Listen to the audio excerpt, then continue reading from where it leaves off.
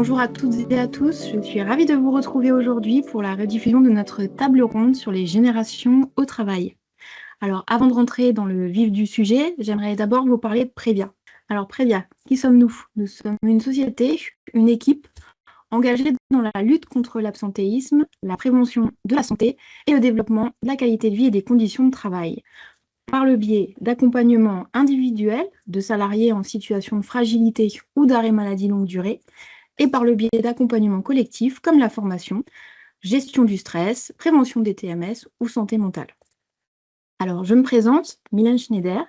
Ça fait bientôt 10 ans que je travaille chez Previa et surtout, j'ai l'honneur d'en être la directrice générale depuis octobre 2024 suite au départ en retraite de Catherine Berson. Catherine qui vous accompagnera tout au long de ce webinaire puisqu'elle est journaliste et animatrice de cette table ronde. Alors, pourquoi le thème de l'intergénérationnel? Cette année, nous avons choisi de faire différemment et de mener notre réflexion en 2 temps. Un premier temps dédié à une enquête auprès de DRH et de RH pour connaître leurs enjeux et leurs problématiques du moment et pour les années à venir. Ce qu'il en est ressorti, toutes les problématiques liées à la communication et à la gestion de l'intergénérationnel. Dans un second temps, une étude auprès de 1000 salariés, tous secteurs d'activité et tout âge confondu, menée avec le cabinet Moaï, en les interrogeant sur leur ressenti sur la santé et la qualité de vie, conditions de travail. Ce qu'il en est ressorti, l'importance de l'ambiance au travail, de la prise en compte de leur santé et l'équilibre vie pro, vie perso. D'où le thème de la table ronde que nous vous proposons par ce webinaire, des boomers à la génération Z, cohabiter ou collaborer. Pour illustrer ce propos, je vais faire appel à 3 protagonistes et je suis certaine que vous retrouverez dans les déclarations qu'ils ont faites. Alors, on va commencer par Hugo, qui a 36 ans et qui est manager dans le secteur de la grande distribution. Et Hugo, qu'est-ce qu'il nous dit? Il nous dit que la génération Y, on est la génération qui fait tampon. On absorbe les tensions, on gère les transitions et on finit en burn-out. On a aussi Camille, 49 ans, qui est responsable RH et qui nous dit « La Gen Z, ils veulent du feedback en permanence, mais dès qu'on leur fait une remarque, ils disparaissent. » Et enfin, nous avons Alain, 63 ans, notre boomers, qui va de sa petite phrase, je suis certaine vous l'avez déjà entendu, le fameux « c'était mieux avant ». Alors bien sûr, ces phrases peuvent faire un peu cliché. Il n'empêche, derrière ces clichés, il y a des chiffres. Et je vais vous partager les 2 chiffres qui m'ont le plus interpellée durant la préparation de cette conférence. Alors, le premier, 63% des collaborateurs interrogés déclarent une charge mentale élevée au travail. Donc 63%, c'est énorme, c'est plus de la moitié des collaborateurs interrogés. Et 1 sur 2 a une perte de sens et un manque de reconnaissance dans son travail. Et ce qui est intéressant derrière ces chiffres, c'est qu'ils sont identiques, quelle que soit la génération interrogée. Et ça, nous, on le voit chez Previa, on le voit, les équipes le voient au quotidien. Les problèmes de communication, les pertes de sens, de savoir-faire, tout ça, ça crée des tensions qui mènent à des conflits, à du désengagement, ça aboutit à des fragilités et à plus long terme à de l'absentéisme. Alors, comment faire pour construire un collectif sain et robuste où chacun trouve sa place? Comment créer un équilibre entre les générations, entre expérience et nouveauté? Comment surmonter les difficultés et créer du lien? Vous allez le voir, autant de questions auxquelles les intervenants de notre table ronde vont répondre en apportant des préconisations, des retours d'expérience, des solutions et des outils. Merci beaucoup Mylène pour cette présentation de Previa et présentation de cette soirée. Prix, n'est-ce pas? Alors, avant de lancer ce sujet, effectivement, j'ai été directrice de Previa et j'ai transmis à Mylène qui se débrouille très bien et c'est très heureux. Et je suis très heureuse aussi d'être avec vous ce soir et de participer à cette soirée. Ça me rajeunit. Alors, avant de lancer le sujet de cette conférence, il nous a semblé important d'aller interroger des DRH sur les sujets bien sûr actuels et on avait posé la QVCT, la qualité de vie au travail, sur les questions qui nous intéressaient pour justement réfléchir et nourrir notre réflexion et apporter un sujet à cette conférence qui semblait, en tout cas, ça correspond à les sujets du moment. Voilà. Alors, je voulais d'abord remercier les gens qui ont bien accepté de me répondre, les DRH, et j'ai plutôt cité les sociétés dans lesquelles ces personnes étaient.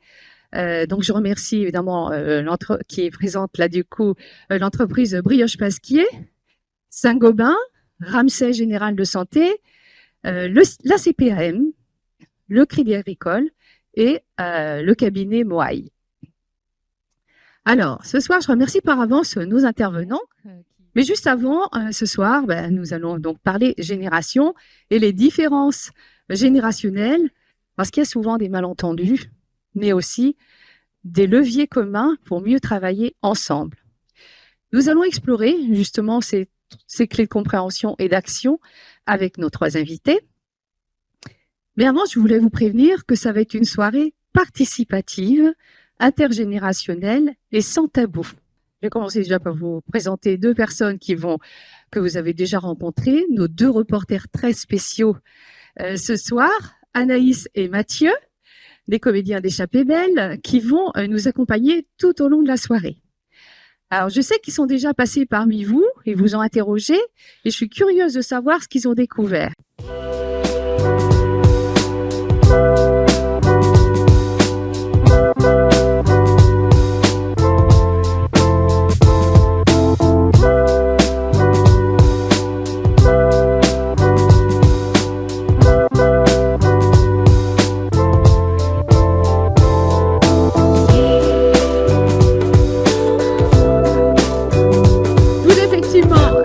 Julie, Jasmine et Guillaume, vous allez vous présenter.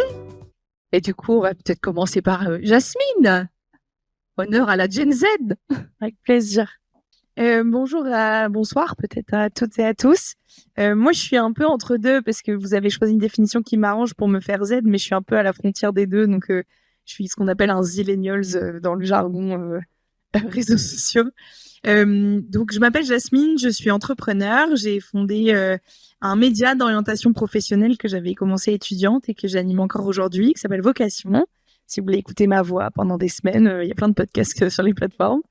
Et puis, je suis la directrice générale d'une association qui s'appelle Youth Forever, qui est un observatoire du rapport au travail des générations. Donc, ça nous fait le pont avec tout fait avec le sujet du jour. Et j'interviens dans plein d'environnements, d'écoles à entreprises. Par exemple, à Nantes, je suis intervenue pour le réseau Greta, pour les crédits agricoles, pour plein d'entreprises différentes dont je vais pas faire la liste, sinon on sera encore là ce soir et le but c'est quand même de vous laisser parler. Peut-être Julie. Bien, bonsoir à tous, ça fonctionne. Donc je suis Julie Mesmer, je suis directrice du CFA et de la professionnalisation de l'école de design Nantes Atlantique. Donc c'est une grande école de design. Ouais, là je crois que c'est bon. Oui, allumé. Donc l'école de design Nantes Atlantique, c'est une école qui est sur l'île de Nantes, ça marche vachement plus. Voilà. Donc on a 1800 étudiants. Donc moi je suis directrice du CFA, donc c'est la partie apprentissage. Donc on a 350 apprentis. Et professionnalisation, ce sont les stages. Donc, on a 700 stages en France et à l'étranger. Et de la formation continue, donc formation adulte en quelques jours ou quelques mois. Voilà, donc effectivement, j'ai la chance de pouvoir voir des jeunes et des moins jeunes qui sont soit dans les entreprises, soit qui viennent se former, et puis nos jeunes qu'on envoie en entreprise en apprentissage ou en stage. Voilà. Et toi, Guillaume? Bonjour. Ça marche? Oui, ça va. Je suis plus haut, non, je suis pas trop. Donc je suis Guillaume, je suis DRH depuis quelques années et depuis quelques mois dans une maison que certaines doivent connaître, la maison Longchamp. Alors moi je me sens assez tampon en fait en réalité, parce que même étant génération X, je me sens entre les boomers et puis la génération juste après qui est celle des enfants souvent. Donc on en parlera ensemble et puis je vous ferai peut-être partagerai avec vous des éléments sur l'entreprise. Je représente la fonction ou la caste des DRH. J'espère que vous n'avez pas trop de stéréotypes sur eux parce que j'aurais pas repartir sans ma chemise, quoi. Merci beaucoup.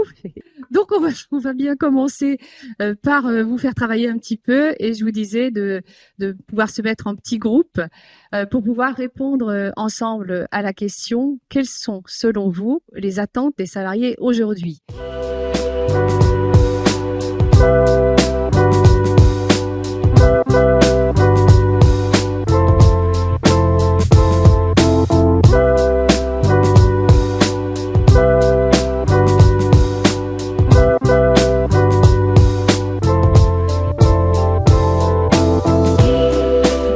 Merci beaucoup. C'est très intéressant tout ce que vous avez dit. Ça va rejoindre pas mal de choses de ce qui va se passer ce soir.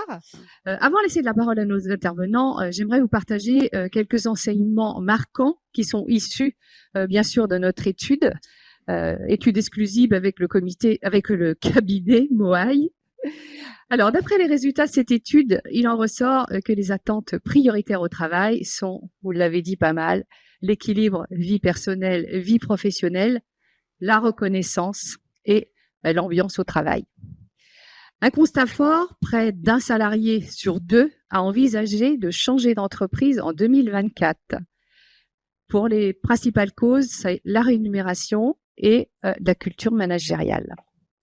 Et ce chiffre s'élève à 65% chez les moins de 30 ans. Le modèle classique d'une carrière linéaire, autant dire que c'est derrière nous. Maintenant, on assiste à l'émergence de temps courts.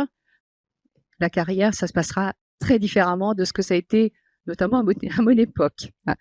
Alors, autre mutation notable, la flexibilité est devenue un pilier incontournable. Si le télétravail est une attente forte dans certains secteurs, la pénibilité physique et le confort matériel restent centraux dans d'autres.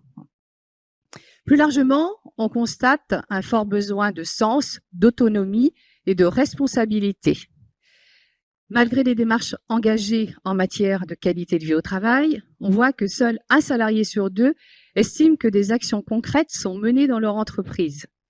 Il y a là un appel clair à faire évoluer nos pratiques, mais aussi nos façons de communiquer et de valoriser les actions menées.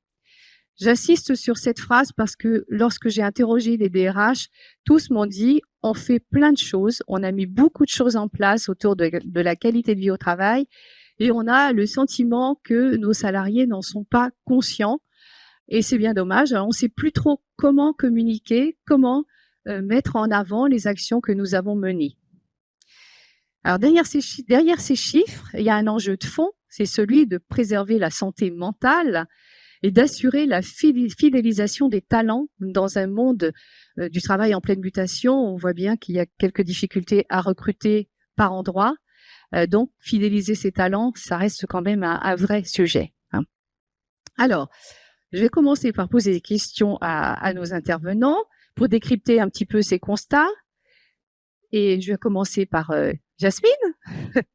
Pourquoi parle-t-on tant de génération aujourd'hui, Jasmine? Oula. Déjà parce qu'on en a toujours parlé. Donc, c'est un peu un cycle qui se répète, toutes les nouvelles générations globalement. Et depuis dès l'Antiquité, on a des témoignages de plus aînés qui critiquent la jeunesse, etc. Et puis, on a des exemples à travers les pays, à travers l'histoire. Ça, si ça vous amuse, on peut aussi se décomplexer un petit peu. On en a toujours parlé. Les jeunes ont toujours énervé, globalement. Et donc, quelque part, on n'invente rien aujourd'hui. Ensuite, on en parle aussi beaucoup aujourd'hui, mais je pense qu'il y a aussi une sorte d'effet haut-parleur avec les réseaux sociaux, avec les médias, et qu'avant, on en parlait en famille, on en parlait peut-être à la machine à café quand il y avait... depuis 50 ans. Maintenant, on en parle partout et on en parle d'autant plus sur les réseaux sociaux. On en fait des étiquettes qui sont très identifiables. Donc, ça amplifie aussi la sensation que c'est un sujet à la mode. Et du coup, il suffit de traîner sur... moi, j'adore taper Génération Z travail sur Google. C'est toujours un régal de voir ce qui se trame dans les articles et dans les études. Donc il y a aussi, je pense, une sorte d'effet médiatique qui fait qu'on a l'impression qu'on en parle beaucoup plus que, comme ça a été le cas sur la génération Y, si vous vous souvenez, pour ceux qui travaillaient à ce moment-là, on en a fait tout un plat aussi sur la génération Y. C'était un peu cet effet bulle médiatique qui commençait et qui ne va faire que s'amplifier. Et ensuite, parce que on a une question qui commence à pointer le bout de son nez, qui est le sujet démographique d'une génération qui est de moins en moins nombreuse, en France en particulier. Donc, je vous apprends pas qu'on vieillit et que on a de moins en moins de jeunes et de plus en plus de personnes, je vais dire seniors pour être respectueux. Mais en l'occurrence, aujourd'hui, pour vous donner une idée, c'est 27% de la main-d'œuvre qui est génération Z, mais plus de 40% qui ont plus de 50 ans. Et ces chiffres ne vont faire que s'augmenter. Et donc, avoir une population qui vieillit, c'est aussi avoir une disponibilité au travail qui diminue, puisque de plus en plus de Français vont être aidants. C'est 1 sur 6 aujourd'hui en France, ce sera 1 sur 4 dès 2030. Donc, c'est moins de disponibilité, moins de personnes disponibles. Donc, peut-être un sujet démographique qui fait que c'est un peu plus urgent d'en parler pour que on touche tout le monde, qu'on recrute tout le monde et puis qu'on collabore bien ensemble. Et puis après, j'aimerais peut-être prendre quelques points de vigilance. Et c'est peut-être ce que vous avez dit en introduction de je veux dézinguer les préjugés, etc. D'abord, c'est de vous inviter à faire la différence. Je vais prendre l'exemple des jeunes, c'est mon sujet de travail, mais on peut le faire l'exercice sur toutes les générations. C'est peut-être faire la différence entre ce qui est d'une critique jeune ou d'une critique génération Z. En sociaux, on parle des effets de génération ou des effets d'âge. En gros, un effet d'âge, c'est avoir 20 ans. Un effet de génération, c'est avoir 20 ans en 2025. En gros, c'est de vous inviter à sortir des reproches qu'on fait par rapport à l'âge. En l'occurrence, souvent, la jeunesse, et c'est les mêmes reproches qu'on fait depuis 2000 ans, c'est être impatient, être naïf, être têtu, être etc., etc. C'est être jeune. On critique beaucoup à la jeunesse d'être jeune, comme on critique aux autres d'être vieux, etc., etc. Et il y a des effets de jeunesse qui sont particuliers aujourd'hui, et c'est là où la génération Z pose d'autant plus de questions. C'est que être jeune aujourd'hui, c'est avoir grandi avec les réseaux sociaux, avec Internet, avec l'IA maintenant. Être jeune aujourd'hui, c'est avoir commencé sa vie d'adulte confiné, donc en école ou en début de vie active. Être jeune aujourd'hui, etc., etc. Donc, qu'est-ce qui fait la différence entre les attributs d'une génération, donc une cohorte d'âge, dans un contexte en particulier? Et puis d'autres précautions, bien sûr. Là, peut-être la première chose que vous êtes dit en posant votre gommette, c'est est-ce qu'on peut vraiment parler d'une génération? Et qu'en fait, dans une même cohorte d'âge, en plus sur 15 ans, en moyenne, après elle se réduit avec le temps, est-ce qu'on peut vraiment dire qu'un jeune nantais est le même qu'un jeune de Montpellier, qui est le même qu'un jeune, etc., etc. Il y a une telle diversité déjà au sein de la jeunesse, mais dans toutes les générations. Et toutes les études fouillées sur les différences de génération montrent que il y a plus de similitudes entre des personnes de générations différentes, mais de la même classe sociale, que entre les générations dans une même cohorte d'âge entre elles. Donc, il y a un gros point de vigilance aussi à faire en fait, les jeunes, et on peut faire la même chose avec toutes les générations, en fait, il faut pas confondre avec les jeunes qu'on voit beaucoup dans les médias ou les jeunes qui sont autour de vous. En fait, la jeunesse, c'est une réalité très, très variée, avec ses préoccupations, ses envies, ses rêves, et qui sont pas tout à fait partagés au sein de la cohorte d'âge. Et puis, ce que on a commencé à voir, et je vous laisserai répondre aussi, c'est que, en fait, les générations, c'est beaucoup de clichés. Et on adore les clichés. Et donc, en parler nourrit aussi ces phrases toutes faites, aussi parce que c'est confortable. Et parfois, c'est plus simple de remettre la faute sur la génération que vraiment ouvrir le capot et de se dire, en fait, il y a des sujets beaucoup plus profonds dans l'entreprise, que ce soit les dynamiques d'apprentissage, les dynamiques de progression, le bien-être au travail, etc., etc. C'est plus simple de se dire, en fait, c'est parce qu'il est jeune qui nous embête, que de regarder vraiment, en fait, c'est notre modèle qu'il faut faire évoluer. Et ça, c'est quand même moins confortable. Donc, moi, je pense qu'il y a un peu de tout ça. Merci Jasmine pour cet éclairage. Bravo. Guillaume, en tant que DRH industriel d'une grande maison d'artisanat et par ton expérience, quelles évolutions majeures tu as observées dans les codes du travail et les attentes des différentes générations? Alors, ça va pas vous surprendre, mais je suis complètement... je bois les paroles de Jasmine parce que, en fait, bon, j'ai aujourd'hui presque 50 ans. Je suis né en 75, à la fin de la guerre du Vietnam. En 81, dans les années 80, lors des premières amourettes, on nous a expliqué qu'il y avait une maladie qui s'appelait le sida. Donc on était dans une génération où l'avenir était un peu... on a connu le chômage, nos parents ont connu le chômage, alors qu'ils étaient sortis d'une période de 30 glorieuses. Bref, pourquoi on est génération X? Souvent parce que c'est génération sacrifiée, entre guillemets. C'est comme ça que les sociologues le voient. Pour rebondir sur la question de comment je vois, moi, l'évolution et les attentes des salariés, quand j'ai commencé à travailler, j'étais jeune, j'avais 23 ans, je côtoyais des gens qui étaient boomers, enfin qui allaient être boomers et s'empiler boomers, voire éventuellement la fin de la silent génération, donc la génération silencieuse, qui avait connu la Première Guerre mondiale, était né en Première Guerre mondiale, connu la Deuxième Guerre mondiale, qui commençait à quitter l'entreprise. Et moi, j'étais là, moi, l'objectif, c'est de travailler, parce que j'ai vécu dans cet environnement-là, parce que le travail, c'était au centre de la vie de mes parents. Et moi, je voyais pas autre chose que travailler, trouver un bon job, et puis gagner un peu d'argent, et puis être autonome. Et en vieillissant, je côtoyais des gens qui disaient, putain, la génération qui arrive sur le marché du travail, notamment à travers l'apprentissage, ils ont plus envie de bosser, c'est des feignants, ils se lèvent pas le matin, ils viennent pas, ils ne savent pas ce que c'est que des horaires. Ils ont plein de rêves, mais pas beaucoup de capacité à les réaliser. C'est ce que j'entendais. Et de là, on a commencé dans différentes entreprises à mettre en place des actions de tutorat pour expliquer non pas aux jeunes comment travailler, mais comment aux anciens travailler avec les plus jeunes. C'est-à-dire leur parler le même langage, commencer à se mettre à leur place et échanger avec eux. Ces actions de formation, de tutorat, alors je l'ai vécu dans différentes entreprises et pas simplement chez Longchamp.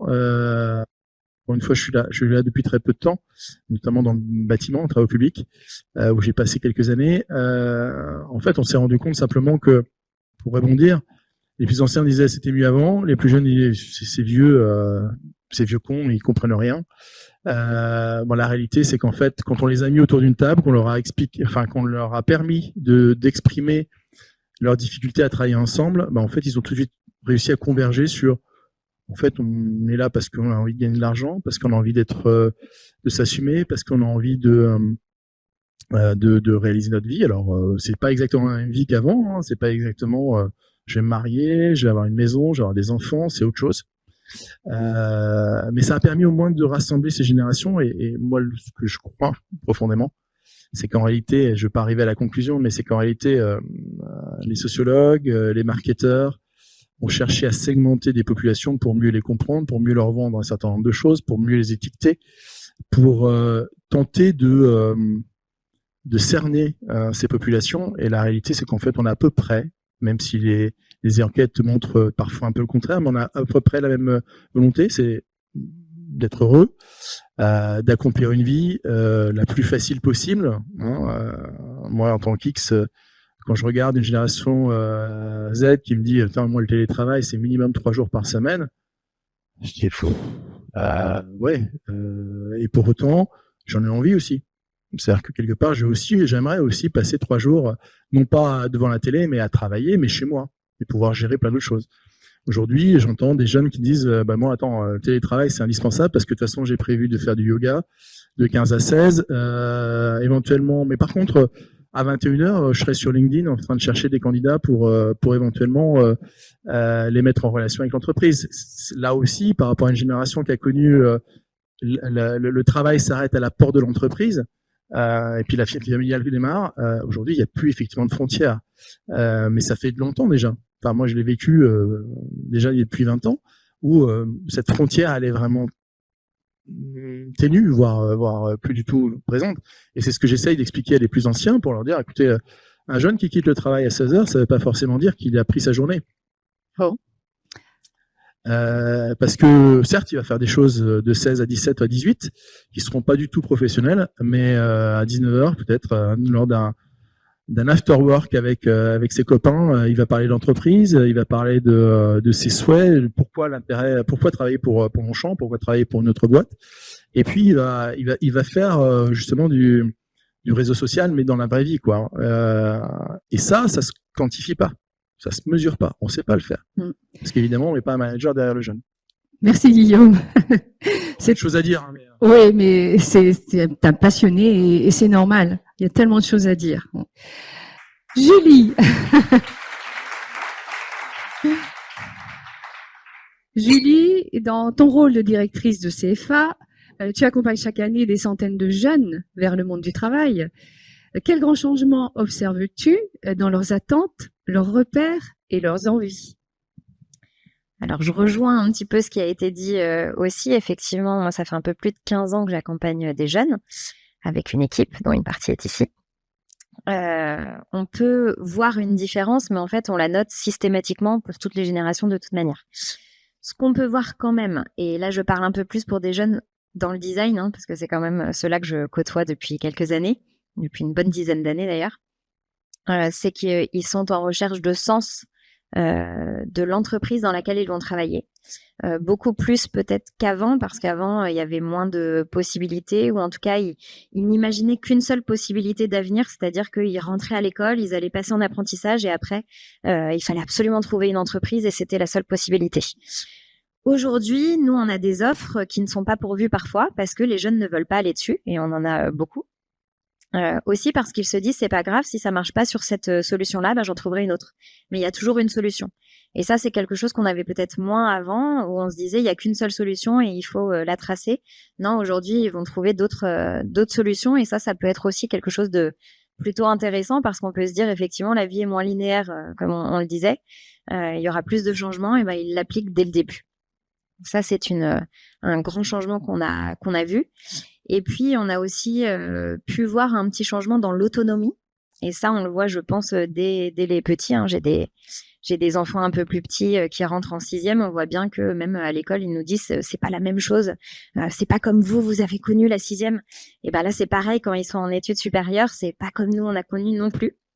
Et ça, c'est un peu bizarre au départ, que ce soit pour les entreprises, pour les intervenants ou pour les administratifs dans l'école. Parce qu'effectivement, l'autonomie qu'ils souhaitent, hein, on l'a vu dans l'étude, ils souhaitent tous de l'autonomie, mais en fait c'est de l'autonomie qui est beaucoup plus cadrée et qui va pas être sur le même positionnement que l'autonomie que nous on a pu connaître. Donc ils attendent un cadre, mais ils attendent plus d'autonomie. En fait, je pense que c'est la même chose qu'avant, mais ça s'est un peu déplacé par rapport à ce que nous on a pu connaître. Et puis le dernier point, ce sont les parents. En fait, les parents, c'est pas la Gen Z, hein. Les parents, c'est nous. Donc, moi, j'ai mis 2 couleurs parce que des fois, je suis un peu plus vieille quand même. J'avais un peu envie de mettre le truc jaune aussi, mais je me suis dit que ça passerait moins. En réalité, les parents, il y a 15 ans, j'en voyais aucun. Ce que je disais à Guillaume en introduction, de temps en temps, j'en voyais un dans l'année, je m'en rappelle encore, parce qu'il y a 15 ans, c'était exceptionnel. Aujourd'hui, moi, je travaille avec des jeunes qui ont entre 18 et 27, 28, 29 ans parfois. Et j'ai des parents tous les jours au téléphone. Je sais qu'il y en a parmi vous aussi, donc n'appelez pas. Mais en fait, en réalité, c'est un peu fatigant pour nous, mais on le comprend. Mais là où avant, on avait débrouille-toi et tu fais ta vie, aujourd'hui, c'est non, je m'investis. Et ça, on reproche souvent aux jeunes de dire ils sont pas autonomes, mais en réalité, c'est les parents qui les rendent pas autonomes non plus. Et ça, je trouve que c'est intéressant de le réfléchir aussi, parce que si on tape sur la génération Z, on se rend compte que peut-être ça vient pas forcément d'eux, quoi. Voilà. Très beau constat.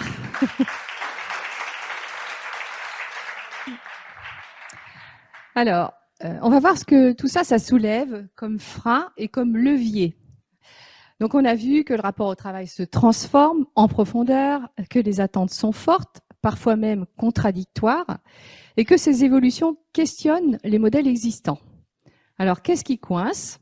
Et surtout, qu'est-ce qui marche? C'est ce que nous allons explorer ensemble. Et on constate que seulement 38% des jeunes trouvent leur management bienveillant. Besoin accru de reconnaissance, avec 45% des jeunes qui ne se sentent pas reconnus à leur juste valeur. La collaboration intergénérationnelle est jugée compliquée pour 1 salarié sur 2.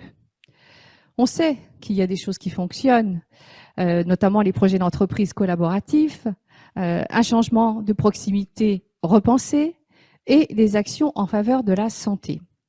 Et notamment la santé mentale, sujet bien connu chez Previa.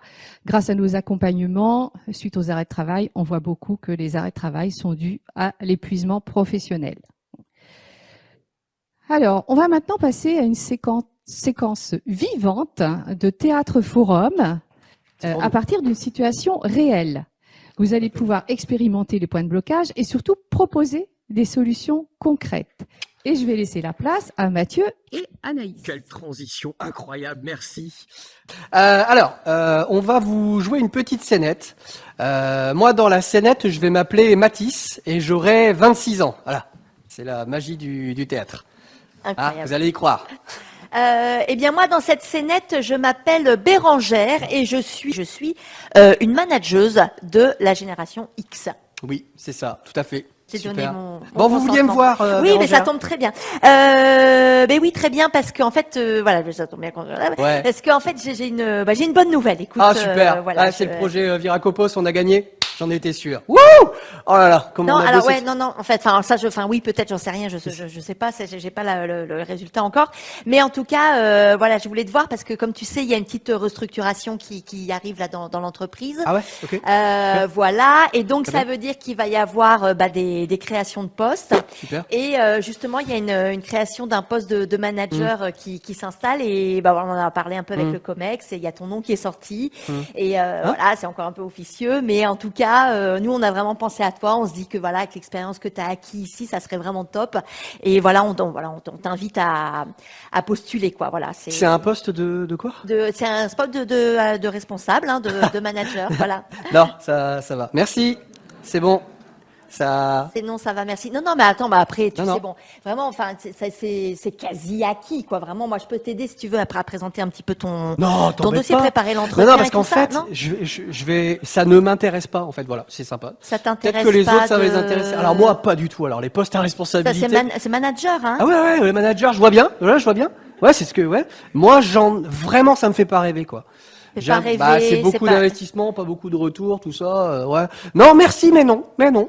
Merci, mais non. Qu'est-ce qu'il dit? Pas pour moi. Pourquoi il fait ça? Qu'est-ce qu'il a? Qu'est-ce qu'il y a, Non. quoi Oui, non, mais t'as pas bien, pas bien compris, Mathis. Enfin, c'est quand même c'est un poste qui, voilà, c'est quand même une opportunité qui se représente pas forcément dans une carrière. Donc, enfin, c'est quand même, là, tu passes à côté tu vas pas passer à côté ça se refuse pas. Bah, toujours pas. Non, ça ne me motive pas. Non, je l'ai pas. Mais ça se refuse pas, un poste de manager Bah, qui si, fait- si, regarde. Hop, je viens de le faire. Moi, donc, Alors. ok. Voilà.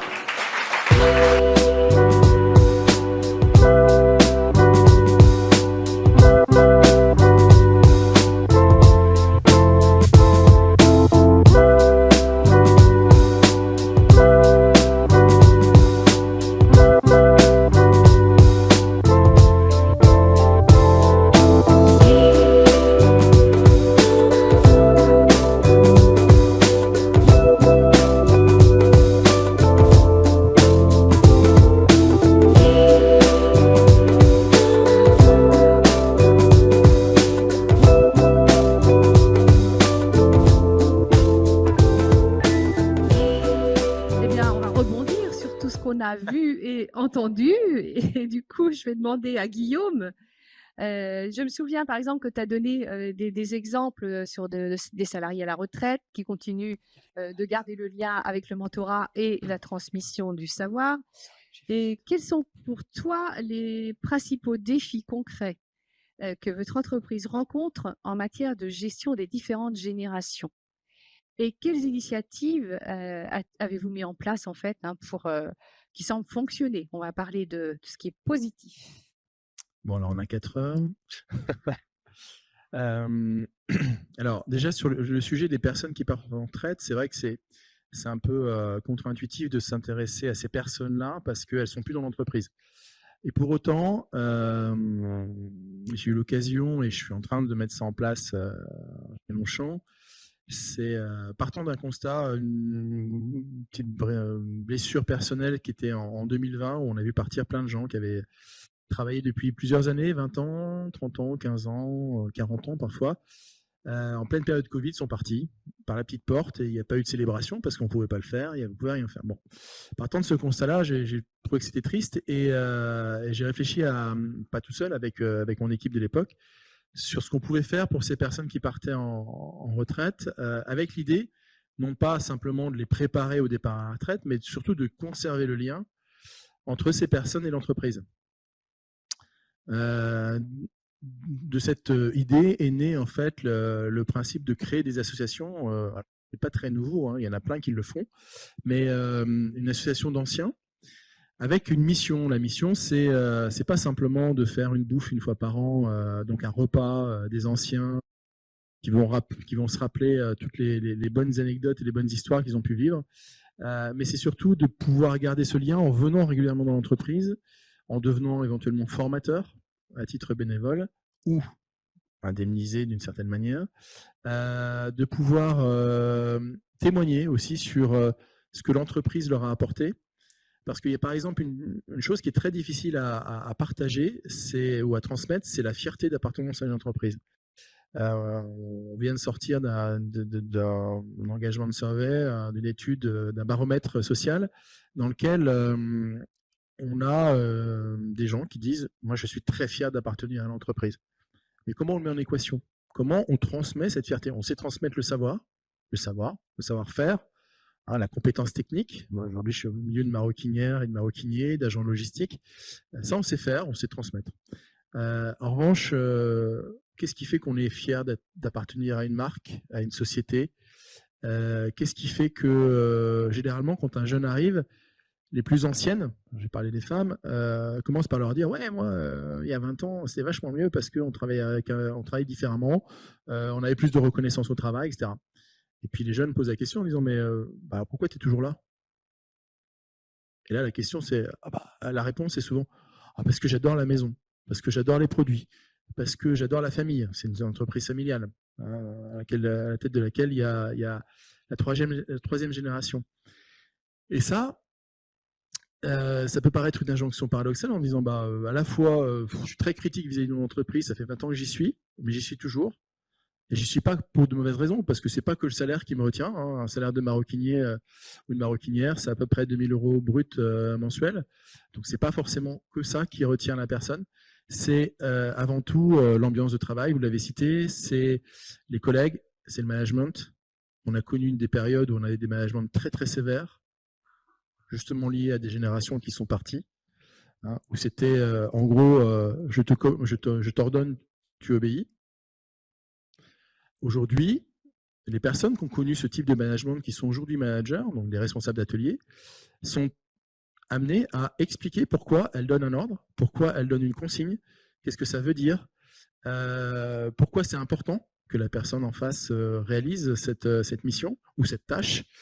Et ça les perturbe énormément parce qu'elles n'ont pas été formées, éduquées comme ça. Et pour autant, on les manage, donc on leur donne des formations, on les acculture à ce passage. Donc une des réponses, par exemple, c'est la formation, c'est le tutorat, je l'ai dit tout à l'heure. Et puis c'est le fait je parlais des retraités, de garder ce lien et de faire revenir ces anciens dans l'entreprise qui vont parler d'anecdotes de comment c'était avant.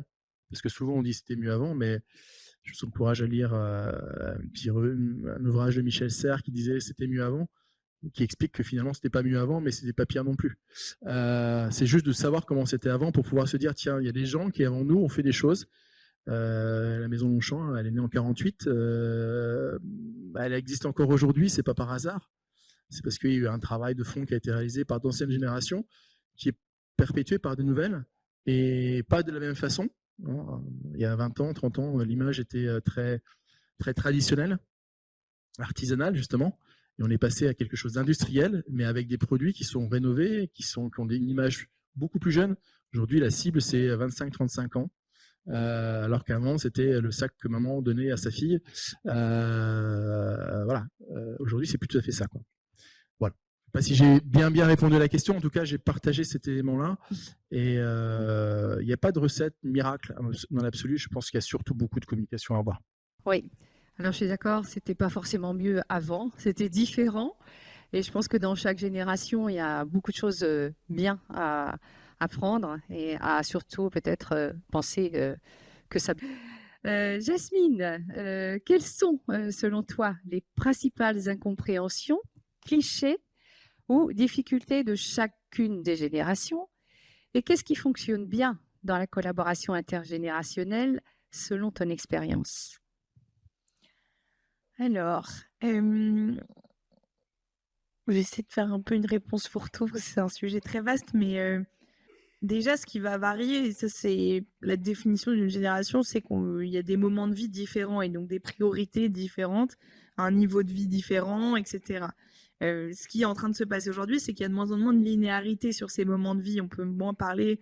J'entendais une juriste qui parlait de la valse à 3 temps, donc étudiant, salarié actif et retraité. Cette valse à 3 temps qui est un peu construit aussi les ressources humaines, etc., n'existe plus puisqu'il y a plein d'autres temps et puis c'est pas une ligne droite, c'est vraiment un zigzag un petit peu compliqué avec des pointillés parfois. Parce que la santé, parce qu'il faut se former, parce qu'on change de carrière, parce que on prend des pauses, etc., etc. Enfin, c'est votre sujet aussi chez Prévia. Donc, comment accompagner les moments de vie et du coup les préoccupations que chacun a à ce moment-là. On parle souvent de parentalité, c'est un très bon exemple. Bientôt de plus en plus d'aidants, d'achat, d'accès à la propriété, etc. Donc, les principales préoccupations, je pense qu'elles sont assez liées à des moments de vie. Ce qui peut changer, c'est que c'est plus que générationnel et que les préoccupations qui étaient peut-être plutôt seniors avant sont peut-être aussi partagées. Par exemple, sur le fait d'être aidant, où c'est beaucoup plus diffus, donc peut-être plus de mélange là-dessus. Des lieux de vie qui sont sans doute différents aussi. Nous, on a fait une étude qui s'appelait Jeunes cons, vieux fous, qui un peu étudié est-ce qu'on peut vraiment parler de fracture générationnelle aujourd'hui. Parce qu'on ligue toute la journée qu'il y a des différences de génération. Quand on pose la question aux gens, ils disent les uns les autres ne pas se reconnaître dans les autres générations. Mais est-ce qu'on peut vraiment en parler? C'est ce que tu disais, Guillaume. En fait, les gens veulent la même chose. Donc, et c'est ce qu'on a trouvé, c'est qu'en fait, on est d'accord sur le fond, mais pas sur la forme. Et en fait, ce qui pose problème, c'est qu'il y a peu de lieux communs partagés, des vrais endroits où on se croise. C'est un peu cette valse à 3 temps, et que l'entreprise ou parfois l'engagement associatif et la famille sont dans les derniers lieux où on va se croiser entre générations a priori. Mais c'est pas parce qu'on cohabite qu'on se rencontre. Et du coup, l'enjeu, c'est d'après de provoquer cette rencontre. C'est pas parce qu'il y a des gens de tous les âges dans l'entreprise qui vont se parler. Et du coup, comment on arrive à creuser ça et à créer du lien? Après, on partage pas les mêmes canaux de vie au-delà des lieux, les mêmes applications, les mêmes réseaux. On n'a pas les mêmes sources d'informations. C'est hyper intéressant de se poser la question sur un phénomène d'actualité, d'où vient l'info. Et puis en général, c'est assez générationnel en fonction des sujets. Et quand on consomme son info sur TikTok ou sur YouTube, ça va forcément avoir un prisme différent que si on lit Le Monde sur son portable ou autre. Donc en l'occurrence, il y a vraiment un sujet de perception et d'interprétation du monde qui va créer des problèmes. Et puis après, il y a même un sujet de vocabulaire. Les parents le savent très bien, mais le vocabulaire évolue très vite aussi. Et en fait, un même mot ne veut plus dire la même chose. D'ailleurs, entre parenthèses, je vous recommande une campagne de communication d'Alliance qui a fait tout un sujet sur le harcèlement des jeunes et donc qui montre la signification cachée de certains mots et notamment certains émojis pour prévenir le harcèlement pour les parents très impliqués que tu mentionnais. Bref, je ferme la parenthèse. Mais donc dans en fait, les obstacles, ils sont très liés à tout ça, à des endroits différents où on est. Et du coup, on se croise très peu. Des canaux de communication et d'information qui sont différents, du vocabulaire, des façons de dire le monde qui vont changer et du coup qui vont créer ce manque de communication que tu décrivais très bien. Et du coup, plein de paradoxes en permanence. Et puis, on attend un peu des gens qui soient purs, enfin, en l'occurrence, qui soient tout le temps cohérents. Et chez les jeunes, on leur reproche beaucoup, par exemple, sur leur soi-disant engagement environnemental. Oui, mais d'accord, mais t'as pris l'avion il y a 2 semaines. Oui, mais d'accord, t'es sur TikTok. Oui, mais d'accord, tu vas chez H&M. En fait, c'est pas cohérent ce que tu nous racontes. Bah oui, mais je fais déjà des efforts sur d'autres choses et ça me préoccupe, même si je le fais. Donc, il y a vraiment un sujet de dépasser les paradoxes et les incohérences pour vraiment rentrer en conversation. Et ça, je pense que c'est ce qui manque le plus. Et après, des traits générationnels, je pense qu'en fait, on a un peu tous les mêmes par moment de vie. L'enjeu, c'est de trouver ce qui nous rassemble et d'aller creuser des thèmes un peu communs. Ce qui va varier, c'est par exemple le rapport à l'autorité, si je reformule un peu ce que tu as dit. En fait, qu'est-ce que c'est que la légitimité, en fait? Et ça, les jeunes vont beaucoup le remettre en question parce qu'ils considèrent, par exemple, que des compétences ne sont plus légitimes parce qu'elles ont évolué entre-temps et eux sortent d'école et se disent, bah moi, en fait, je sais faire beaucoup mieux tel ou tel sujet. Et avec l'IA, on va pas sortir un petit peu de ce débat. Ils remettent en question aussi la notion de la temporalité. Tout est tout de suite, maintenant, ici. C'est un peu ce que vous décriviez, mais ils veulent évoluer très très vite. Mais parce qu'ils ont l'habitude, toute la vie est comme ça. Je veux manger, c'est tout de suite. Je veux une info, c'est tout de suite. Je veux faire une disserte, c'est tout de suite. En fait, et voilà, mais exactement. Et du coup, dans cette impatience, comment est-ce qu'on rentre dans un rythme d'entreprise qui est un peu différent? peut-être sortir de la notion d'année ou de temps et plutôt de cases à cocher, de compétences à valider. Et puis certains peuvent le faire très très vite et d'autres très lentement. Il n'y a pas de problème. Donc bref, je me perds un peu dans ma réponse, mais tout ça pour dire qu'il y a un vrai sujet d'incompréhension, de manque de communication, de lieux qui ne sont pas partagés et de volonté de cohérence permanente alors qu'il n'y en a pas. Et je pense qu'il n'y en a jamais eu, il n'y en aura jamais. Et donc dépasser ça pour vraiment rentrer en lien. Merci beaucoup, Jasmine. Donc maintenant, on va passer plutôt à regarder devant nous et à travailler ensemble vers l'avenir. Et on va jouer à un jeu qui s'appelle les 7 points communs. Et on va répondre à cette question. Qu'est-ce que je peux t'apporter à toi de ton âge à mon âge? En fait, c'est voir ce que chacun peut s'apporter mutuellement. Et donc, je laisse Mathieu et Anaïs lancer le jeu.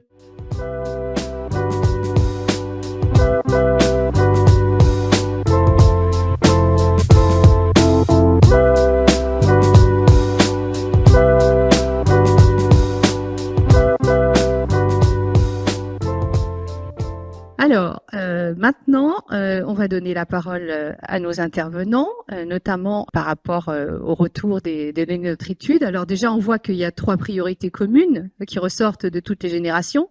Le management bienveillant, on en a beaucoup parlé, la flexibilité, la prévention de la santé physique et mentale. Les jeunes valorisent fortement la mission de l'entreprise, sa quête de sens, son dynamisme et son authenticité. Il y a quelqu'un tout à l'heure qui a parlé de valeurs. Je pense que c'est dommage quand les valeurs ne sont pas représentées suffisamment dans une entreprise. Alors les seniors, eux, quant à eux, veulent transmettre, se sentir utiles, écoutés par les plus jeunes et accompagnés par l'entreprise justement dans les nouvelles évolutions techniques, technologiques qui nous dépassent un peu, faut bien dire. Bon. Alors, je vais m'adresser aux intervenants. Comment créer du lien? Comment faire émerger les ponts? On a déjà parlé entre les métiers, entre les aspirations. Et j'ai envie de vous demander à tous les 3 quels seraient les conseils que vous pourriez donner au public qui pourrait mettre en place dès demain. Alors Julie, est-ce que tu penses que l'école et les centres de formation ont un rôle à jouer pour faire évoluer la culture professionnelle et créer ce lien entre les générations? Je le pense, j'en suis persuadée même. En fait, nous, on a un rôle... c'est intéressant comme rôle parce qu'on est vraiment au début de leur vie professionnelle. On les a parfois au début en stage, mais bon, quand ils sortent du bac, ils ont 18 ans, ils sont quand même encore un peu neufs dans ce monde professionnel. Et donc, nous, on a un vrai rôle d'accompagnement à faire, pour moi, auprès des jeunes, auprès des entreprises aussi, parce que toutes les questions qu'on se pose ici aujourd'hui, tout le monde se les pose de toute manière. Et puis, comme je le disais, auprès des familles, en fait, auprès des parents, auprès de toutes les personnes qui sont concernées par la vie professionnelle du jeune. Nous, à l'école, on met beaucoup de choses en place. Récemment, on a recruté une personne qui est dédiée aux candidats, justement, qui est là, et qui permet en fait de faire un lien et de mieux les accompagner à l'entrée en entreprise. On met en place des parcours en ligne, des ateliers, des journées entières dédiées à comment faire pour trouver une entreprise, comment faire le premier jour en entreprise, comment faire. Enfin voilà, ils ont plein de questions techniques, pratiques, où rien que ces petits grains de sable dont j'entendais parler tout à l'heure peuvent les stresser un peu. Et donc, on essaye, nous, d'accompagner le jeune pour que ce soit serein, tout en lui expliquant, et ça, c'est ça qui est chouette aussi dans le cadre du CFA, en fait, en apprentissage, ils sont salariés de l'entreprise, donc ils ont aussi des devoirs, des droits et des devoirs dans ce sens-là. Ils ont obligation d'être ponctuels, l'obligation d'être présents parce qu'ils sont payés pour être en formation. Donc en fait, nous, ça nous permet vraiment d'avoir un pont avant que ce soit la vraie vie complète. Et donc je trouve que c'est aussi intéressant pour l'entreprise parce que d'accueillir des jeunes en stage ou en apprentissage, ça leur permet de découvrir un petit peu ce monde-là, entre guillemets, ou de mieux les comprendre, et puis après de pouvoir les intégrer, alors eux ou d'autres, parce qu'ils restent pas forcément après leur apprentissage, mais en tout cas, ça permet de s'éclairer un petit peu sur les nouvelles façons de faire. Donc ça, je trouve que c'est bien, ça permet de rassurer tout le monde, en fait, de passer par ces petits ponts-là. Est-ce qu'il y a des choses particulières à transmettre directement, à recommander en tout cas aux entreprises pour favoriser cette transmission entre les générations, du coup, avec... Je crois qu'on l'a dit, mais la communication, c'est le plus important. En fait, faire des rendez-vous réguliers avec... mais c'est du management aussi, hein, des rendez-vous réguliers et comment ça se passe et comment tu te sens. Et voilà, alors moi, je suis un peu mitigée sur le rôle de maman au global parce que... voilà, ça peut être un peu compliqué pour certaines entreprises de le mettre en place, mais en tout cas d'accompagner la personne et de l'aider à régler des petits problèmes parfois qui vont prendre des grandes proportions. Ils se sentent accompagnés, ils vont être plus autonomes et ils vont se sentir plus en forme pour aller attaquer la suite, quoi. Merci Julie. Alors Jasmine, quelles sont les actions concrètes que les entreprises devraient prioriser pour mieux intégrer et valoriser la Gen Z, génération Z? Et la même question pour la génération des boomers. Comment encourager le dialogue constructif, en fait, entre ces générations? Déjà, sortir des étiquettes, je pense que ce sera la conclusion d'aujourd'hui, mais de pas parce que il est senior ou elle est senior, elle veut absolument transmettre, pas forcément, et pas parce qu'on est jeune qu'on veut absolument ne pas manager. Enfin bref, on pourrait tirer les clichés. Donc déjà sortir de ces a priori et comme vous l'avez très bien dit, leur poser la question et de construire comme ça des trajectoires. Moi, je commencerai quand même par un diagnostic. Déjà de photo, un peu de comprendre la photographie des générations qu'on a dans son entreprise aujourd'hui, de comprendre est-ce que il y a la moyenne d'âge souvent qu'on a en tête, mais du coup elle se répartit comment, et de le croiser avec les lignes hiérarchiques, les métiers, etc. Ça veut pas dire, enfin le résultat ne sera jamais un problème, mais de comprendre un petit peu c'est quoi les îlots qu'on a aujourd'hui et du coup les problèmes que ça peut représenter. Si on a un âge moyen, j'en ai vu pas mal, notamment sur Nantes, qui sont âge moyen 47, 50 ans. Ça veut dire que là, ça tourne très bien, mais que dans 10 ans, peut-être même avant, beaucoup de départs à la retraite et du coup, un besoin d'anticiper, de renouveler, de trouver la relève, mais aussi de transmettre tout ce qui a été accumulé. Pour des entreprises qui ont un âge moyen, je sais pas, 30 ans ou 28 ans, beaucoup de jeunesse, mais du coup peu de tout ce que vous pouvez trouver sur les avantages d'avoir toutes les générations. Et puis si vous avez toutes les générations, ça peut créer plein de problèmes de communication, d'écart d'interprétation, tout ce qu'on a vu aujourd'hui. Donc je pense de comprendre déjà quelle est la typologie, de pas en faire tout un plat. Pas de se dire qu'est-ce qu'on va faire pour les jeunes et qu'est-ce qu'on va faire pour les seniors, etc. Je pense que c'est de se dire qu'est-ce qu'on va faire pour tout le monde en partant les jeunes disent moi je veux ça, moi je veux ça. Est-ce que les autres sont d'accord? Oui, non. Dans ce cas-là, qu'est-ce qu'on peut mettre en place pour tout le monde? Je pense de sortir des programmes seniors, des programmes jeunesse, etc. On l'a fait encore plus avec l'alternance. On a vraiment focalisé sur un public. Peut-être se dire bon, qu'est-ce qui est bien qu'on fait déjà? Parce que comme on l'a dit sur la QVT, en fait, on fait déjà plein de choses. Peut-être de se dire comment on le fait pour tout le monde et de créer des débats collectifs. Donc faire un vrai diagnostic, je pense que ça commence par là. Écouter ce que disent les gens parce que peut-être vous avez l'impression que l'intergénérationnel est un problème. Moi, je suis allée dans une entreprise à Lille il y a quelques semaines. Les DRH avaient l'impression qu'il y avait un gros enjeu de communication intergénérationnelle dans des usines.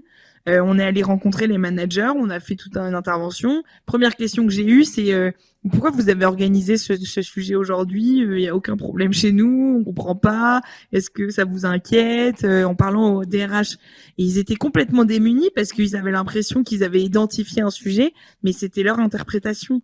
Sur le terrain, ils disaient pas du tout qu'il y avait des problèmes de communication. Donc on était un peu mal à l'aise, mais au-delà de ça, je pense qu'il faut pas créer des problèmes là où il y en a pas. Ça c'est important. Et puis, quelqu'un l'a dit, je pense que le meilleur outil, c'est vraiment le rôle de la représentation. Et qu'en fait, c'est en regardant les autres qu'on va se projeter, pas se projeter.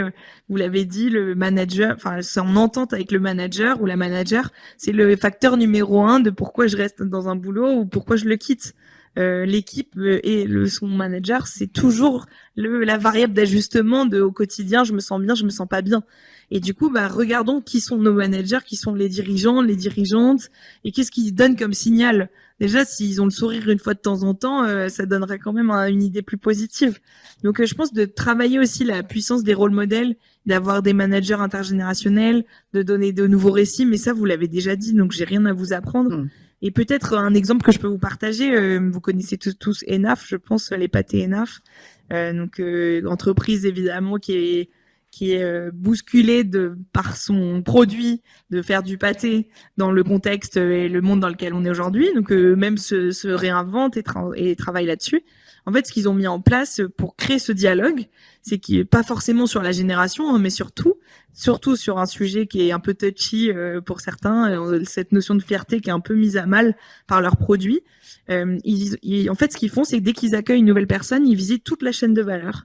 Ils vont à la rencontre de toutes les équipes, si possible avec un membre du COMEX.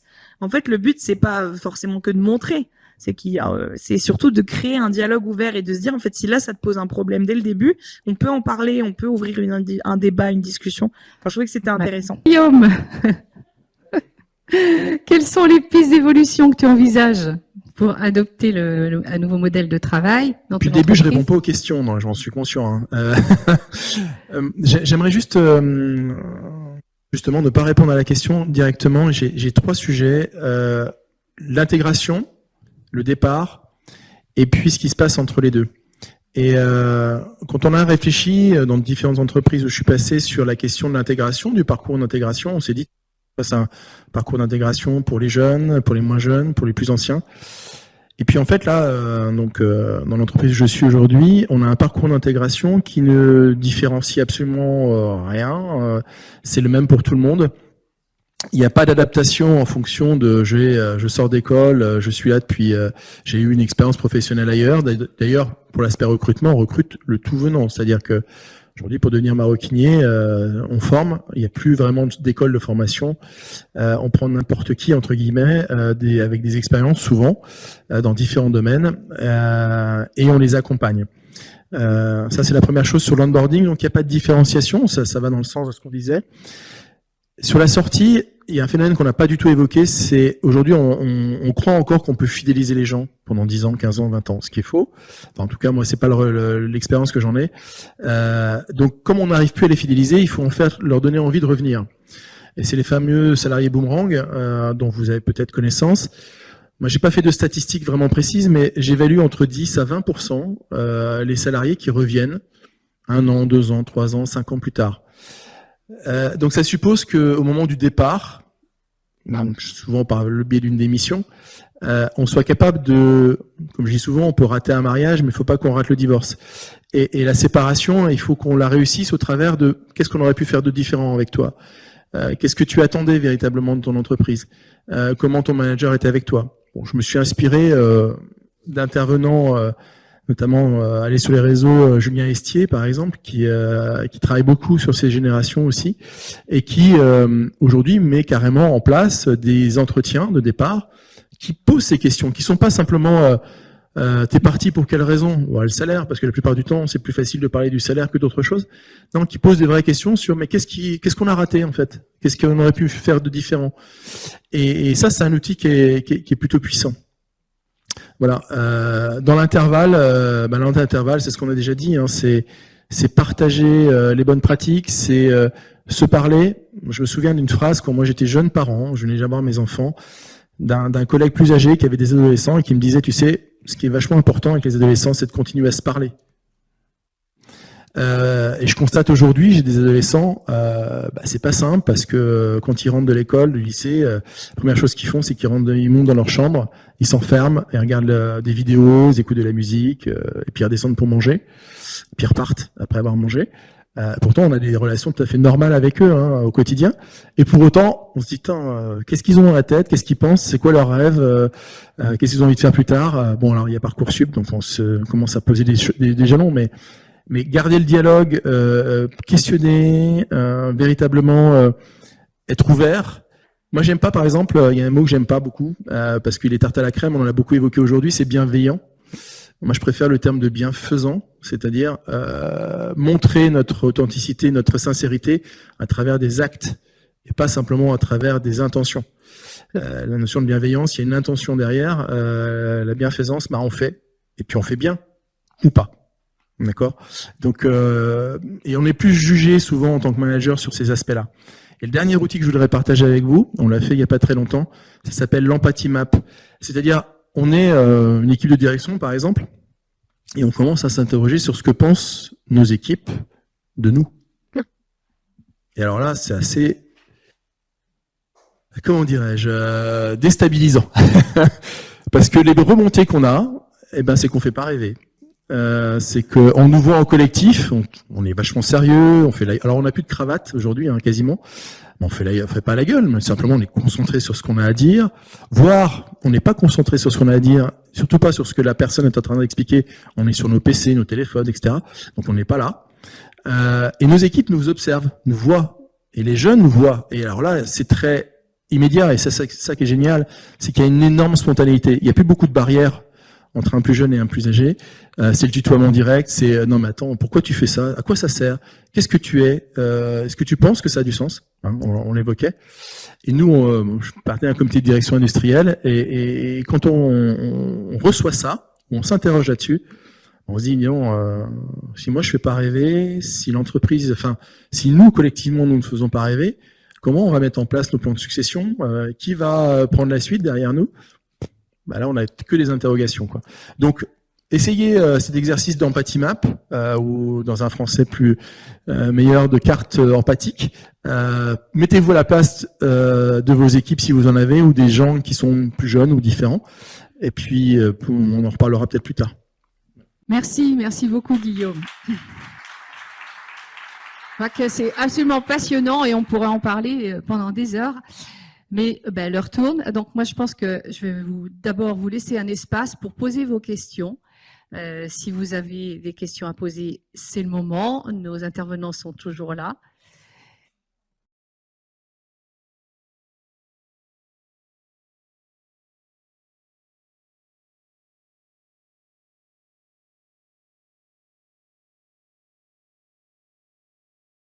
Moi, j'en suis persuadée plus que tout. Et je pense qu'aujourd'hui, dans la société, on se rend compte que se former régulièrement, c'est important aussi. C'était un peu moins le cas avant, ça le devient. Parce que effectivement, l'évolution, c'est plus seulement il y a un poste qui s'ouvre et on te met et puis débrouille-toi. Il y a plein d'outils aujourd'hui qu'on peut enseigner en formation. Bon, je propose pas de formation de manager, mais justement, par exemple, c'est un très bon exemple, je trouve, de se rendre compte de ce qu'il existe et de comment les autres réfléchissent. Ça peut être un premier point. Et donc, se former tout au long de la vie fait partie des nouvelles façons de faire. Et clairement, ça aura un avantage. Ça, les entreprises l'ont compris, de plus en plus en tout cas. Je pense que les personnes l'ont compris parce que vous posez la question. Donc, on avance dans le bon sens, à mon avis, en se disant, voilà, si tout le monde se forme au fur et à mesure, on va apprendre à travailler les uns les autres et puis à trouver les solutions pour que ça fonctionne. Moi, je veux juste rajouter deux choses. Déjà, je vous conseille la lecture du résumé d'une étude menée par le M Normandie avec le Figaro et le groupe Actuel sur justement les aspirations au management. Donc, c'est une tendance aux États-Unis, ils appellent ça le conscious unbossing, donc le fait de consciencieusement refuser des postes à responsabilité parce qu'on se retrouve plus trop dans le deal et qu'en fait, ce que ça amené comme statut avant n'est plus valorisé aujourd'hui. En fait, ils alertent beaucoup sur le fait que là, on voit un vrai vivier d'inégalité, notamment aujourd'hui, les gens qui veulent devenir managers sont les personnes dont les parents n'ont pas été managers, en l'occurrence les enfants de non-cadres, et ceux qui refusent des postes à haute responsabilité sont ceux qui ont 2 parents cadres en général. Eux veulent devenir consultants inspirants. J'en suis une caricature, mais je pense que c'est important d'avoir en tête qu'il y a un vrai sujet aussi de récit et du coup en l'occurrence ceux qui ont vu leurs parents en général managers ne veulent plus l'être, mais du coup comment on redonne envie et qu'on ne met personne de côté parce que dans tout ça il y a des aspirations en fonction d'où on vient qui sont hyper importantes. Donc ça, vraiment gardez-le en tête que en fait on reproduit aussi des choses en fonction d'où on vient et du coup soyez vigilants là-dessus sur le management et puis que tout ce que tu as dit. Juste sur l'aspect management peut-être. J'ai observé dans différentes entreprises, notamment techniques, où très souvent les managers étaient les meilleurs ouvriers, les meilleurs techniciens et devenaient en fait progressaient dans l'entreprise et devenaient managers. Certains ont très très bien réussi parce qu'il y avait une fibre, il y avait une écoute, il y avait une ouverture, il y avait une envie de transmettre, il y avait une envie d'écouter aussi le besoin de ces équipes. Puis d'autres pas trop parce qu'ils étaient en compétition, ils étaient en concurrence avec leurs collaborateurs et donc ça crée, alors c'est caricatural ce que je dis, mais je prends juste les deux extrêmes en tout cas du spectre. Aujourd'hui, je pense que les entreprises ont plutôt tendance à proposer des alternatives au management pour avoir des évolutions professionnelles, épanouissantes, comparables. Moi, j'ai vu apparaître des filières dans les métiers techniques, des filières d'expertise qui, jusqu'à présent, jusqu'à encore quelques années, étaient très peu valorisées. C'est-à-dire que concrètement, si on regarde les statuts et les accessoires statutaires, la voiture de fonction, l'accès à des actions gratuites, par exemple, dans certaines entreprises, ces personnes-là n'y avaient absolument pas accès, en fait, parce qu'elles étaient techniciennes. Et donc, le seul moyen de pouvoir accéder à ce genre de choses, c'était de devenir manager, ce qui était une catastrophe et ce qui est encore aujourd'hui, dans certaines entreprises, une catastrophe. Donc, le fait d'ouvrir des filières d'expertise, ça a été aussi un moyen de valoriser, de reconnaître des personnes qui avaient des savoir-faire vraiment précis, qui étaient épanouies dans la transmission de ces savoir-faire, parce que pour moi, un expert, c'est pas simplement quelqu'un qui sait, c'est quelqu'un qui sait transmettre et qui est toujours à la pointe de la technique. Et aujourd'hui, du coup, on résout la question de la formation, puisqu'il n'y a plus besoin de former ces gens-là à être managers contre leur nature, mais à devenir de bons experts qui vont transmettre et qui vont apporter de la valeur ajoutée. Donc ça, c'est aussi une réponse. Évidemment, les formations managériales, on en fait beaucoup, dans différents formats. Après, il y a des gens qui s'épanouissent dedans. Puis il y a même des gens, moi j'ai connu ça, je connais ça, des personnes qui sont engagées dans des formations managériales qui disent mais c'est pas pour moi, quoi. Notamment sur la notion de responsabilité. Parce qu'on ne met pas la même réalité derrière la notion de responsabilité. Je suis responsable de quoi? De moi, des autres, du résultat vis-à-vis de ma direction. Tout ça, c'est pas toujours très clair.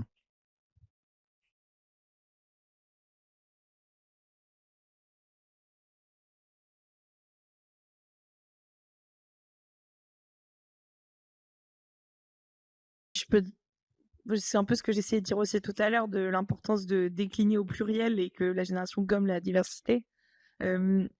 Pourquoi moi je continue à utiliser le terme de génération? C'est pas pour aider les managers à mieux manager, parce que ça, je pense que ce serait une catastrophe. Et si vous suivez les conseils de profil générationnel en disant les X adorent l'autorité, il faut leur parler comme si, je pense que c'est catastrophique.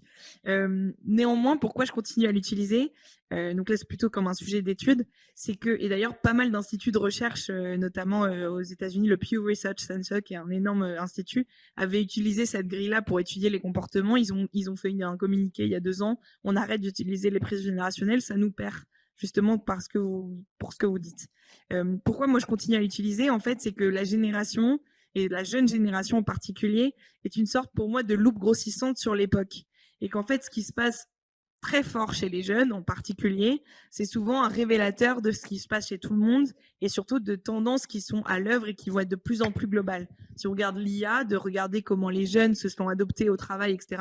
Je dis pas que c'est un truc de jeunes, bien au contraire, hein, mais ce qu'ils font de manière massive et non négociable, en fait, souvent est assez révélatrice de l'avenir dans 6 mois, dans 1 an, etc. Moi, je trouve que j'aime bien l'effet loop que propose la grille générationnelle. Mais pour le reste, notamment pour le management, je pense qu'il faut être très, très, très précautionneux. Et peut-être qu'on aura réussi cette table ronde si vous partez en disant fini les générations et on va voir les fondamentaux du travail et du coup du management et de tout ce qu'on a vu aujourd'hui. Et tout ce que fait Previa, globalement, comment les gens sont en bonne capacité, en bonne santé et sont capables de bien faire leur travail. Je pense aussi pour compléter, il y a une grille de lecture qui peut se faire aussi à travers l'évolution des technologies. On en a parlé avec l'IA. Si on remonte à 50 ans en arrière, un siècle en arrière, l'apparition de, on va dire plus d'un siècle en arrière de l'automobile, ça a permis de sortir des campagnes, de sa famille, de pouvoir aller en ville, en exode rural, etc. Internet, alors je fais un bond en avant très très fort, mais Internet a permis d'être tout seul derrière un écran et de communiquer potentiellement avec des dizaines, des centaines de personnes qu'on n'a jamais vues. D'où la réaction quand on voit une bande de jeunes, d'adolescents qui, lors d'un mariage, sont tous les uns à côté des autres parce qu'ils ont besoin de cette proximité, mais en même temps, ils sont sur leur téléphone et nous, on regarde ça avec un regard... Quand est-ce qu'ils se parlent? Quand est-ce qu'ils font des jeux ensemble? Mais en fait, ils sont en train de se parler, ils sont en train de jouer éventuellement en ligne, ils sont en train de chatter sur le même réseau social. Donc effectivement, ça perturbe et ça nous interroge sur ce qu'on est, sur ce qu'on peut apprendre, sur ce qu'on peut vivre avec eux. Donc il y a l'évolution de la technologie et le deuxième point c'est l'individualisme, la montée de l'individualisme. Donc on est, si je reviens un siècle en arrière, à la famille, le noyau familial qui est très fort dans la campagne, dans la ferme. J'exagère un peu, mais c'est un peu caricatural, mais c'est un peu ça. Et puis on arrive en ville, on arrive seul, on se confronte à une réalité qui est, on se retrouve à Paris par exemple. Peut-être que certains d'entre vous ont vécu ça, où on découvre l'anonymat. Qu'on essaie de combattre au travers de la vie de quartier, mais néanmoins on est assez anonyme. Et puis ces deux facteurs, technologie et montée de l'individualisme, peuvent expliquer en partie pourquoi il y a des écarts de compréhension de ce que l'on est vis-à-vis de la génération d'après ou vis-à-vis du plus jeune que soi ou du plus ancien que soi. J'expliquais tout à l'heure un peu maladroitement en introduction, je parlais de mon grand-père, voilà, né en 1916, qui a fait la Seconde Guerre mondiale. Ils ont vécu des périodes compliquées, mais c'était toujours... Voilà, il y a une forme de solidarité très forte, une présence familiale très forte. Je me souviens de déjeuners familiaux tous les dimanches. Voilà, on allait chez les grands-parents. Aujourd'hui, on n'a plus tout à fait ça. Des fois, on est même un peu nostalgique. Moi, personnellement, je peux être un peu nostalgique de ça. Mes parents, ils sont très loin de ça. On est à 700 km d'écart. On se voit 3-4 fois par an. Et mes enfants n'ont pas la même proximité avec leurs grands-parents que moi, j'ai pu avoir avec les miens, par exemple. Et ça explique aussi l'histoire familiale, les anecdotes, la transmission, l'attachement, etc. Bon, voilà. Après, j'en fais pas une théorie, parce que c'est mon regard à moi personnel, mais ce que je vois dans la sphère familiale, on le retrouve aussi dans l'entreprise. Tout simplement parce que l'entreprise n'est pas un monde à part. Elle est complètement dans la société. Et à la question, est-ce que l'entreprise doit pallier à tout, elle doit être le réceptacle de tous les besoins de tout le monde? Là, j'ai mon avis. Mon avis, c'est non. Mais parce qu'avant tout, elle doit vivre. Elle doit survivre, elle doit exister, elle doit continuer à exister. Donc, on ne peut pas faire tout. On ne peut pas concilier tous les inconciliables. Mais néanmoins, le fait de s'inspirer aussi de ce qu'on vit à différentes étapes de sa vie, jeunes parents, enfin jeunes étudiants, jeunes parents, demain grands-parents, ça j'ai pas très hâte, mais c'est aussi une façon de vivre et de voir, d'avoir un regard sur nos salariés, sur nos collaborateurs, différent aussi, nous faire grandir. Merci Guillaume.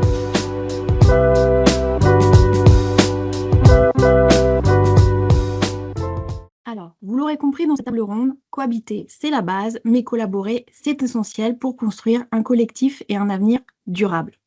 Alors, que retenir de cette table ronde? D'abord, un constat partagé. Le rapport au travail a profondément changé et les attentes aujourd'hui sont multiples. Flexibilité, reconnaissance, équilibre, autonomie, sens, autant de critères essentiels pour toutes les générations. Bien sûr, les fractures existent, entre métiers, entre âges, entre perceptions. Mais surtout, ce que je retiens, c'est que des solutions existent. Elles passent par une transformation managériale, par l'amélioration des conditions de travail, par la formation, l'écoute et surtout l'ouverture au dialogue. Et chez Previa, c'est précisément notre mission. Accompagner les entreprises pour prévenir l'absentéisme, soutenir la santé mentale et physique au travail et faire émerger une culture collective qui permette à chacun de s'épanouir, quel que soit son âge et quel que soit son métier. Nous croyons en une approche sur mesure qui prend en compte les réalités du terrain, les dynamiques intergénérationnelles et l'évolution constante des attentes. Et pour reboucler avec mes protagonistes de début, qu'est-ce qu'ils diraient sur la base des échanges qui ont eu lieu durant cette table ronde? Eh bien, Camille nous dirait que maintenant que chacun se connaît mieux et qu'il y a plus de dialogue entre les équipes et entre générations, elle a adapté son feedback et ça passe crème. Hugo, lui, il nous dirait qu'il a appris à faire communiquer les différentes générations autour de lui et qu'il se sent plus léger. Par contre, si le burn-out continue de se profiler à l'horizon, je ne peux que lui conseiller de faire appel à Previa. Et enfin, Alain nous dirait que finalement, c'est vrai, c'était pas mieux avant, c'était différent. Alors merci à tous d'avoir suivi cette table ronde et un grand merci à nos intervenants pour la richesse des échanges et Catherine pour l'animation. Le baromètre est disponible en téléchargement directement sur le site de Previa. N'hésitez pas à continuer de suivre nos actualités en vous inscrivant à notre newsletter. Vous découvrirez nos podcasts, nos articles et nos webinaires. Au revoir.